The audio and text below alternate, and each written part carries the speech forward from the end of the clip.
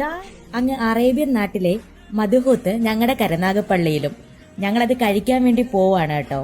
അടിപൊളി സ്ഥലമാണ്, നല്ല തിരക്കുണ്ട്. കൂടുതൽ ഇവിടുന്ന് പാഴ്സലാണ് കേട്ടോ പോകുന്നത്. എന്നാലും നമുക്ക് കഴിക്കാൻ വേണ്ടി ചെറിയൊരു സെറ്റപ്പ് അവർ ഉണ്ടാക്കിയിട്ടുണ്ട്.